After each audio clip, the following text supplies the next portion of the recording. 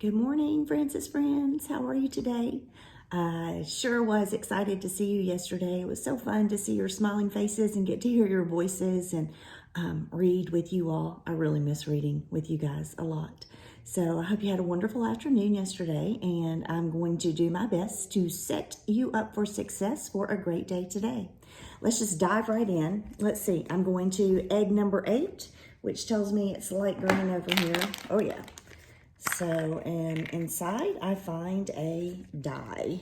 Do you know that one die you say die, more than one you say dice? So that's just a die. All right, so I'm reading from John chapter 19, verses 23 through 25. Did you know that Jesus hardly owned anything in this world? So when the soldiers gambled for Jesus's clothes at the cross, it was sad that they were so selfish and they cared so little for him. In Psalm 22:18, it foretells hundreds of years before this event how the Roman soldiers would gamble for Jesus's clothes. They divide my garments amongst them, and for my clothing they cast lots. Jesus shows us what we are to do when others wrong us. He actually asked for forgiveness from his Father for the soldiers who were about to crucify him. In Luke 23:34, it tells us what he prayed. Father, forgive them, for they do not know what they are doing. This is such a great example, boys and girls, of how we should treat those who are mean to us or that even might hate us. We know from God's word, from Holy Scripture, that we need to pray for our enemies. We are also told that we need to forgive them, just as Jesus showed us how to do. All right, so that was the 8th egg. Let's go now to the 9th egg and get purple. All right, let's see what we got.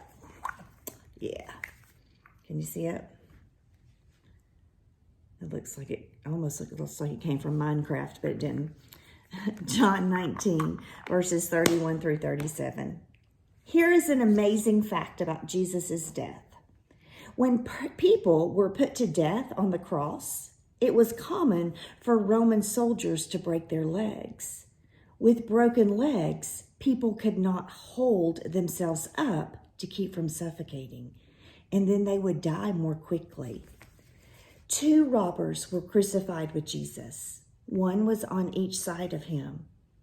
The soldiers broke the legs of the first robber, and then they broke the legs of the other robber.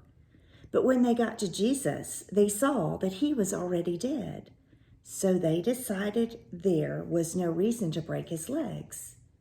This is amazing. Do you know that God foretold hundreds of years before in Psalm 34:20 that this was going to happen? It says, He keeps all his bones, not one of them is broken. Jesus gave up his life and died before the soldiers could even get to him, because the soldiers had to make absolutely sure that he was dead. They pierced him in the side with a spear. And when they did, out came water and blood. This was the proof that they needed to show that Jesus was actually dead. And it's proof to us as well. The water and the blood mixture that poured out from the spear wound in Jesus' side makes it absolutely clear that Jesus really did die. Jesus loved us so much that he died in our place. And we have proof of that. Wow. Okay, let's do dictation. So you need to have your phonogram page with you and a piece of paper. If you don't have them, push pause and go get them. All right, we're going to start with flashcard drill. Pretend like we're together even though we're not, and we're going to go through flashcard drill just like we would do at school. So here we go. Shh. Use at the beginning of a word at the end of a syllable, but not at the beginning of any syllable after the first one, except for the ending ship, like fellowship. Shh. You'll have to look at my face. B.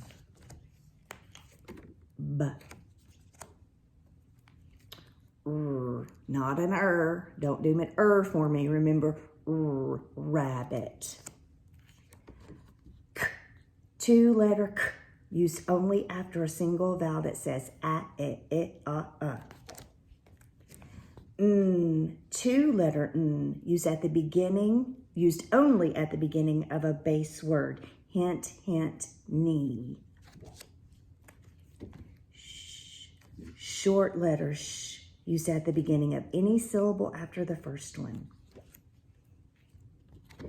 Ed, da, ta. Past tense ending. A, o, u.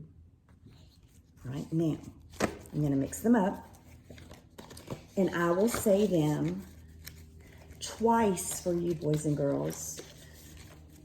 Remember, at school, we hear it, repeat it, write it. Hear it, repeat it, write it. So at home, you can repeat it. You're going to hear it, repeat it, and write it. But you can't say repeat for me to say it twice. So I'm going to say it twice no matter what today, okay? This may not work. We're going to give it our best shot, okay? All right, first one. K. Two-letter K.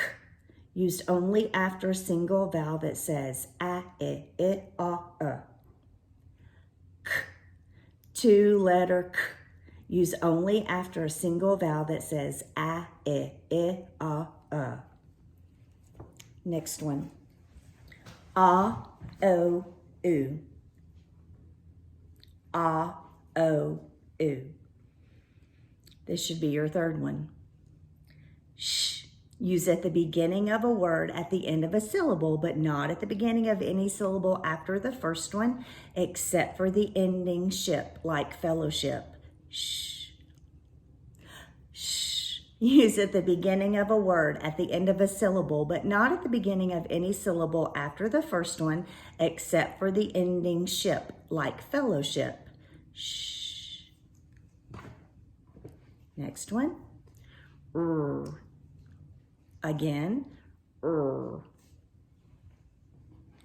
Next one, you might want to look at my face.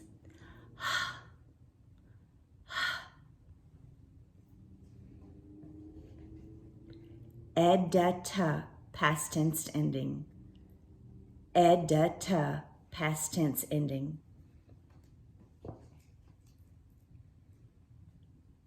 Next one, sh, short letter, sh, used at the beginning of any syllable after the first one. Sh, short letter, sh, used at the beginning of any syllable after the first one. B, b. Definitely look at my face on this one, please. V, v. And the last one, two-letter n, used only at the beginning of a base word. Hint, hint, knee.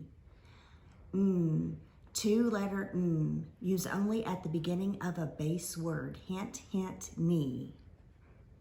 That one again. I need you boys to talk and girls to talk to me so I don't get them confused. I always need you.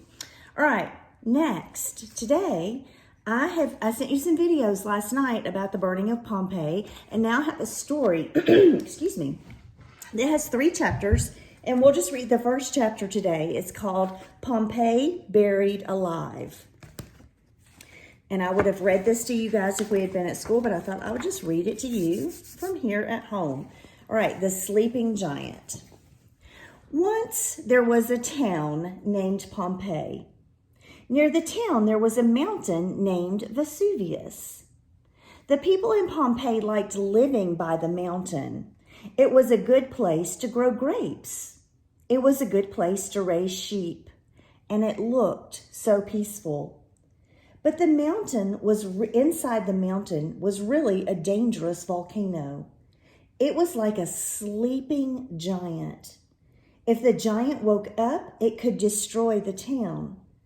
Did the people know about the danger? No, they did not. A volcano is a special kind of mountain. It has a hole at the top. One day, almost 2,000 years ago, something was happening under Vesuvius. Way down deep, it was very, very hot. It was so hot that rock was melting. As the rock melted, a gas was made. The gas was trying to escape. The gas and the melted rock were mixed together, and the mixture was hot and bubbly.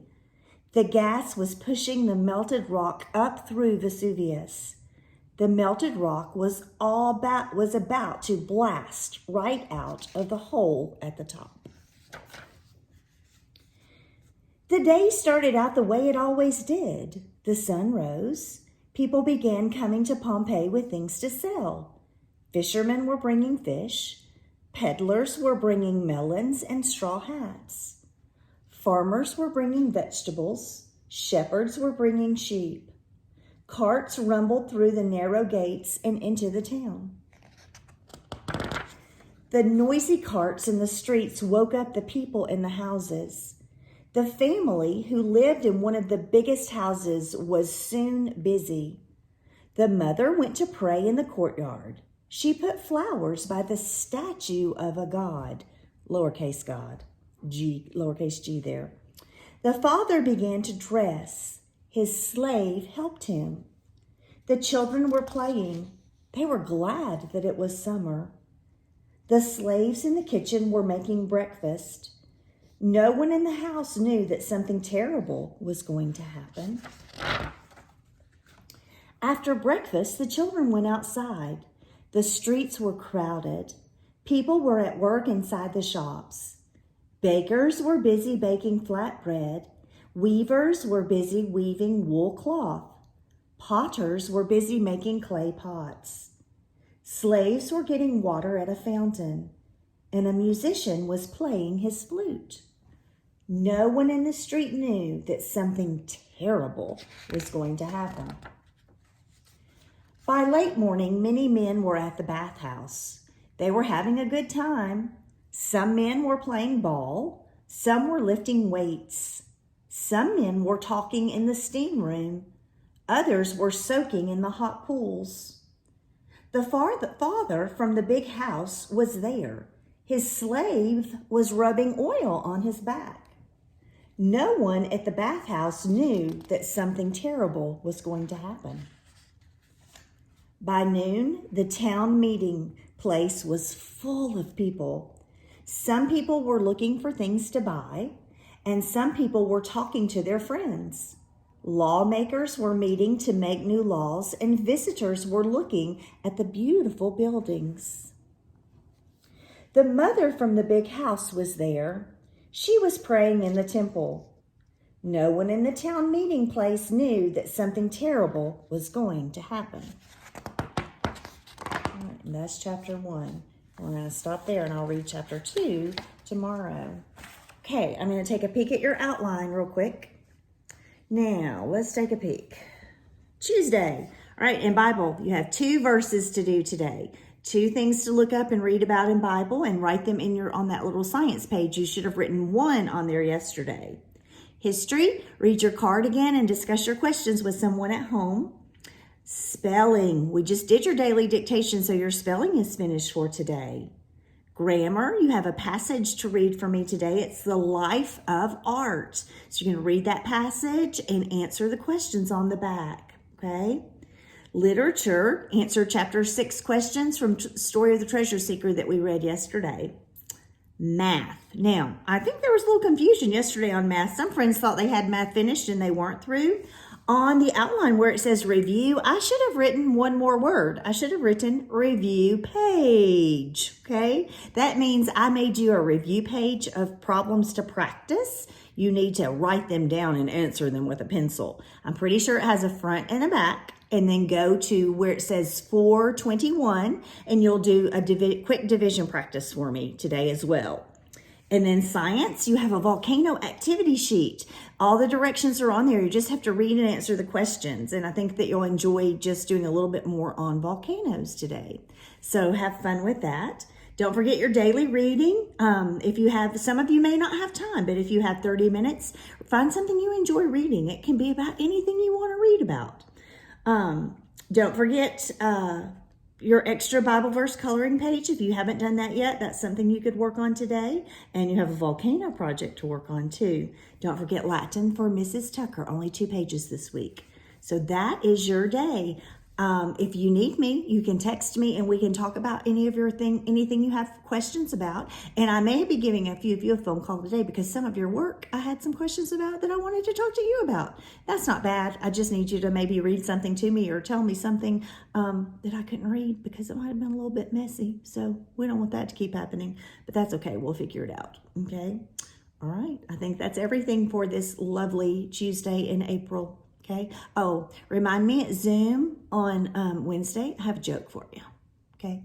All right. Have a super great day. If I don't talk to you later today, I'll talk to you and see you on video in the morning and see you on Zoom. Because remember, Zoom is every Monday at 12:30 and every Wednesday at 12:30.